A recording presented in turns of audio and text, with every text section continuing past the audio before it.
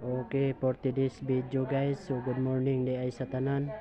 So salamat sa Ginoo kay hatagan kita niya o higayon, no?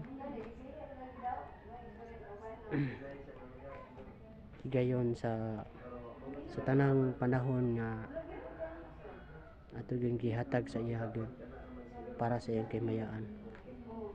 Okay?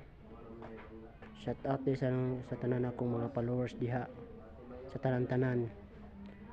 Labi na sa mga baguhay pa nga vlogger. So padayon na mo guys kay na may mga sitwasyon nga mawad-an ta og gana sa pag-vlog pero natural na siya. So ang naagian ninyo naagian po na nako. So hapit na gid ang ato ang panimahon. Almost alas 8:34 guys ang oras karong taknaa ng kabuntaga. So magsugod ato ang panimbahon is alas 9 kapin. So hapit na alas 9. So sige, kato lang guys, bye.